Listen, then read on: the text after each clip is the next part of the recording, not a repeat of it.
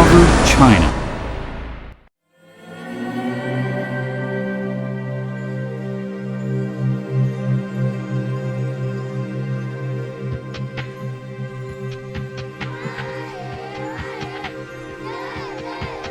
A horse caravan returns home.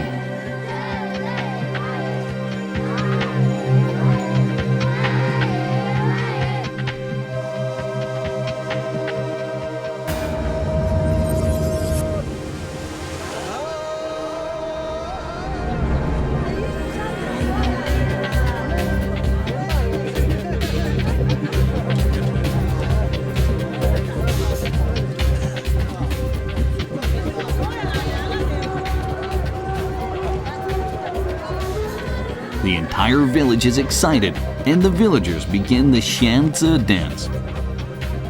Talented singers and dancers, these Tibetan people, old and young, join in. The Xianzi dance combines the music from the Xianzi instrument, singing, and dancing. The Tibetan villagers bid the caravan a warm welcome. What goods did the caravans carry?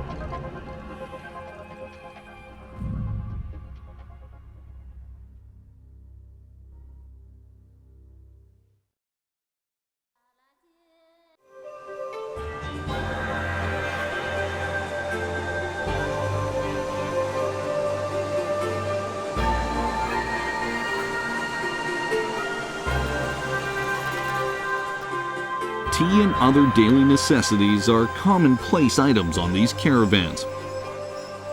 After a few days' rest, the traders and their horses would embark on yet another journey. This time, ferrying local goods to inner China and other places. Relying on their horses and mules, they and their ancestors have developed the tea and horse road. In the modern tea trade, horse caravans play an important role, carrying the leaves to many regions. Along with the tea, the merchants bring daily necessities and advanced farming tools. They are the ambassadors of their region's culture in inner China. These horse caravans were once an imperative link between China and Tibet.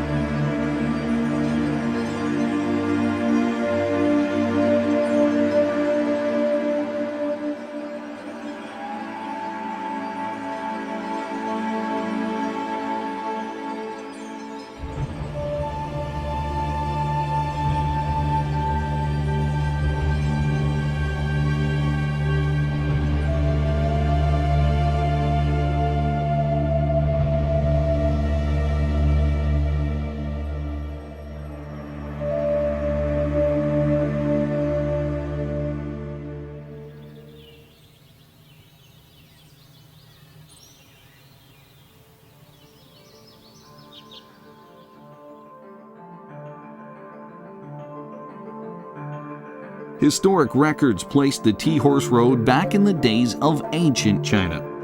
During the Han Dynasty, Zheng Qian, an envoy of the Chinese emperor, was sent on a mission to the western regions to form diplomatic relations.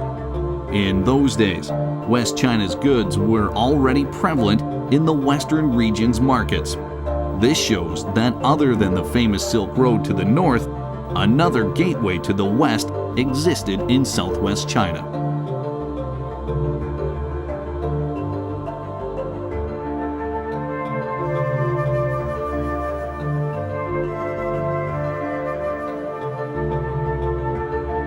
The Tea-Horse Road consists of two main routes. The first route stretches for 3,100 kilometers from Sichuan province to Tibet, passing through Luding, Kangding, and Batang counties to Chengdu. This path links with Nepal and India.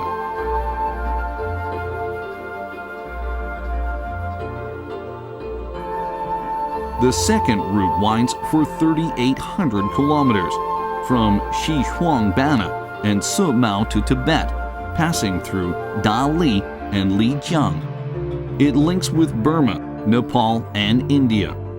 The branches of these two routes connects Yunnan and Sichuan provinces with Tibet. Together they form the Tea-Horse Silk Road, covering large distances on high altitudes on some of the most dangerous mountain roads in the world. What cultural gems were left along these roads?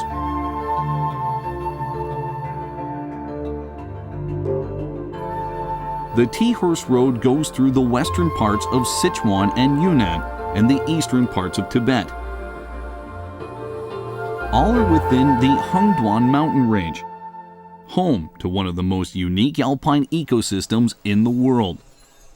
Due to these extremely dangerous conditions, each journey poses great dangers for the horse caravans. Yet these conditions did not deter the merchants from their mission to develop commercial and cultural ties.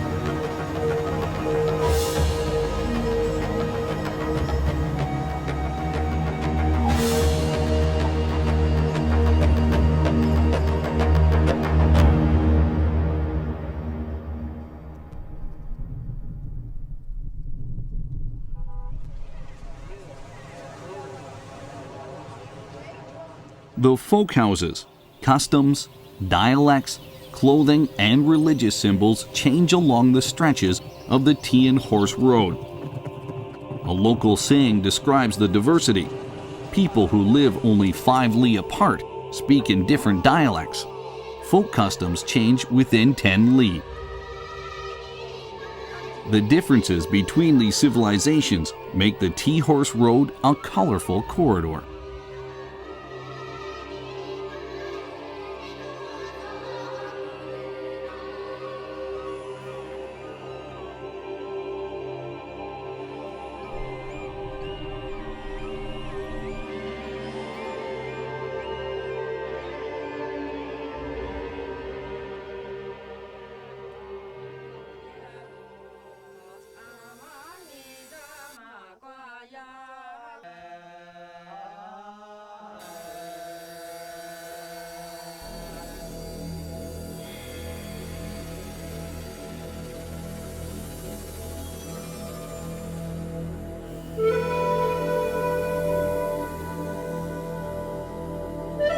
Along the Tea-Horse Road, spectacular mountains and rivers dot the scenery.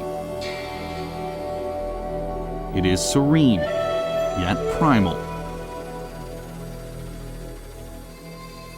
Summer showers are frequent here, and during the winter the ice and snow are in crystal clear shades of blue. Water runs down from the mountaintops, joining the surging rivers. The distant mountains are covered with lush, vibrant green trees. If the mountains are Tibet's bones, then these rivers are its arteries, instilling the plateau with tremendous vitality.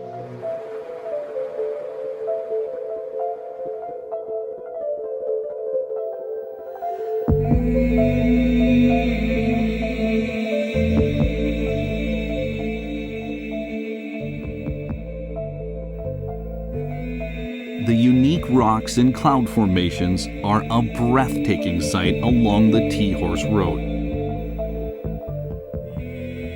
The rocks, everlasting and eternal, offset the perpetual motion of the clouds.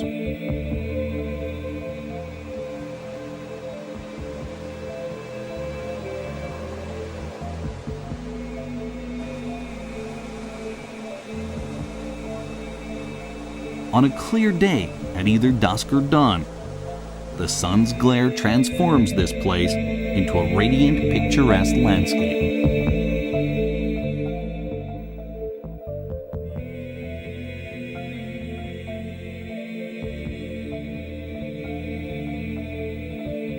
The T-Horse Road is a return to nature.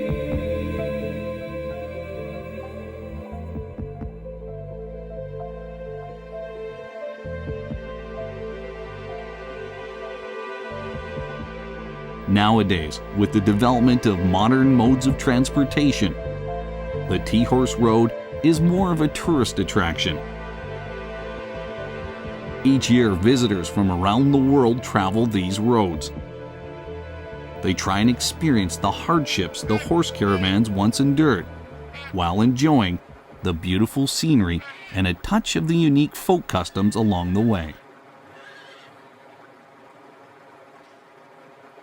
The valleys the road runs through served as passageways through which people traveled during ancient times. These ancient travelers have left their mark. Elements of ancient cultures are still intact in local dialects, religions, and customs. This is where cultural communication and conflicts among many ethnic groups in southwest China have taken place. The T-Horse Road is where cultures intertwine, yet still maintain their independent identities. In the 8th century AD, Buddhism was introduced to Tibet.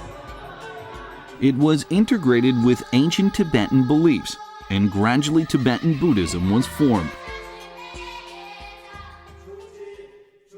Along with the horse caravans on this road, Tibetan Buddhism was introduced to and developed in Yunnan, Sichuan, and many neighboring regions.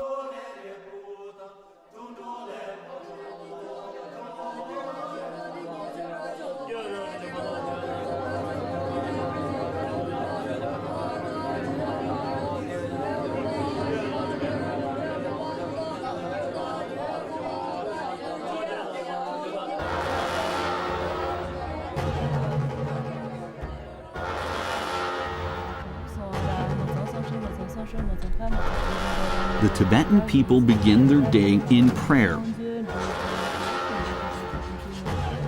Many Tibetans are devout Buddhists.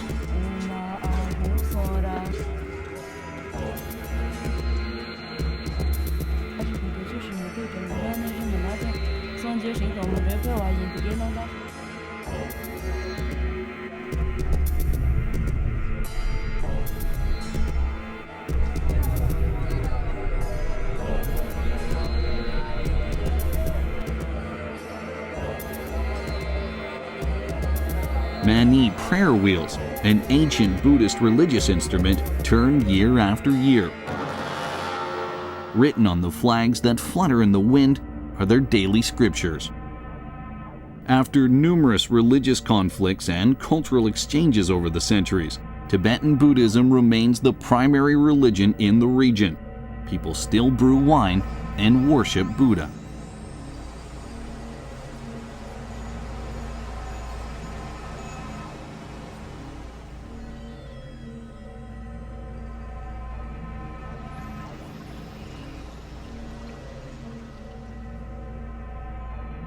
There are three constants along the T-Horse Road: the earth, mountains, and rivers, the clear azure sky and the white clouds, and the religion that is an integral part of Tibetan life.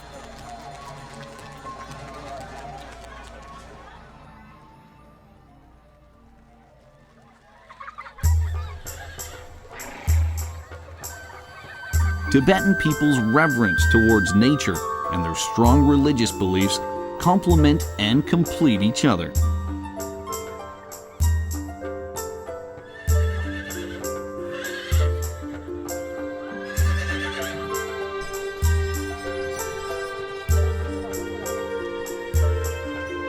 on the Tea Horse Road.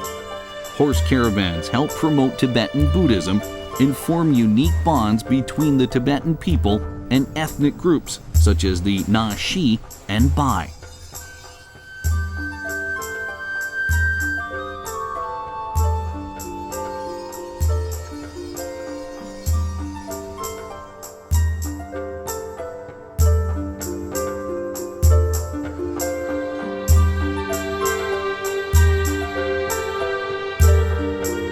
Along the road, images of Buddha, deities, monks, divine animals, the sun and the moon are all painted or carved on rocks and Tibetan burial stones. All these simple yet exquisite images add a mysterious and sacred feel to this road.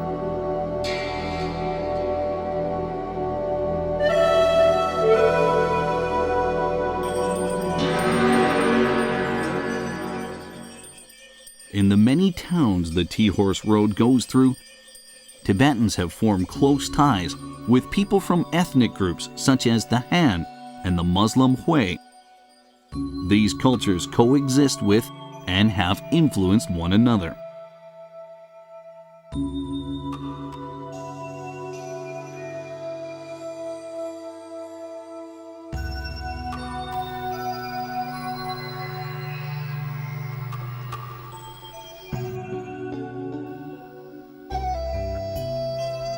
In counties such as Kongding, Batang, Ganzhou, and Songpan, magnificent temples such as the Guanyu Temple and the River God Palace neighbor churches and Taoist temples.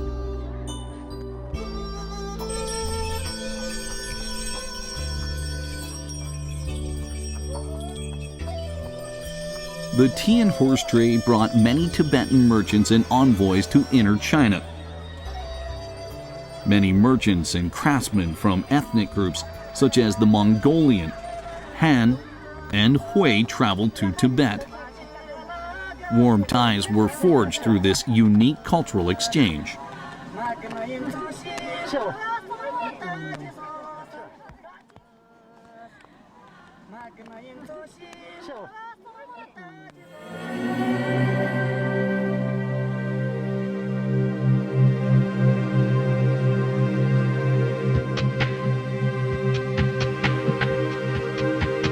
Other merchants built halls such as the Qinjin Guild Hall, Huguang House, and Chuanbei Assembly Hall. They introduced Sichuan and Beijing opera to Tibet. Different ethnic groups celebrate their festivals together, each wearing their traditional costumes. It is a fine example of cultural harmony. Multicultural families are common.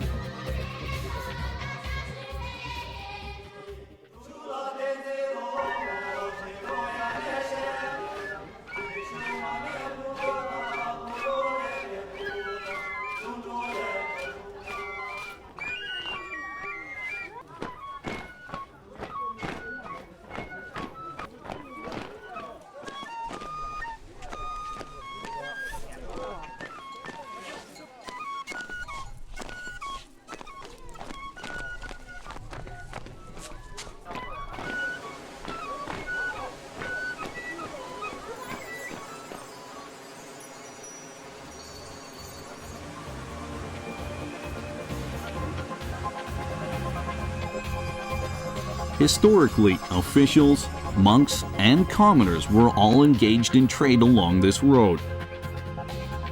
Improved communications among the people of the different classes in Inner China has led to cultural understanding and strengthened ties.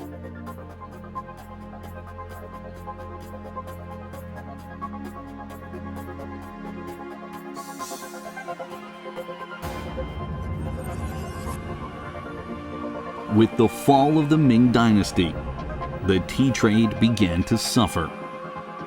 Calamity followed disaster as fire and war hastened the decline of the Tea Horse Road. With the famous Silk Road in the north gaining attention from the world, the Tea Horse Road in southwest China was left in the dusts of oblivion. This decline was unavoidable. Off the beaten path and dangerous, the southern road was soon forgotten. However, after years of obscurity, the T-Horse Road now begins to garner renewed attention.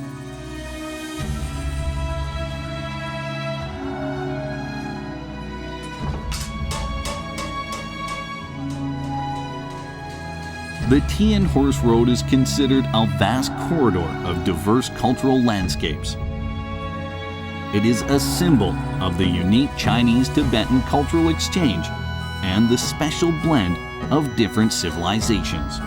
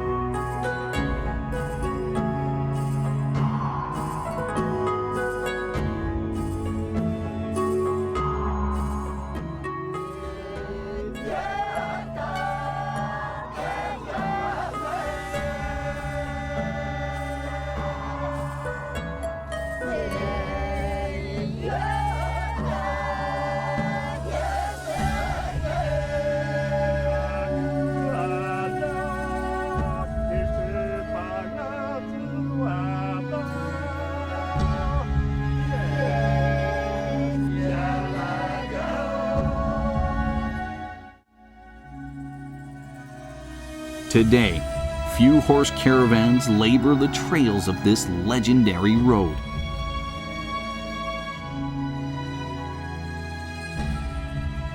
The chimes of camel bells and the fragrance of tea have long dissipated.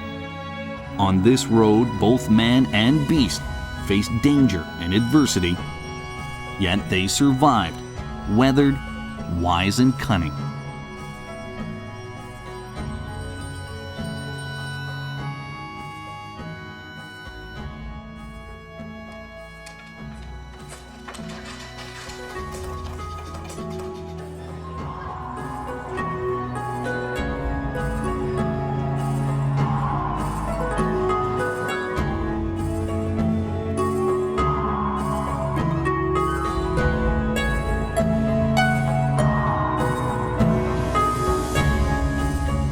Their pioneering spirit endures within their descendants on the winding paths of the T and Horse Silk Road.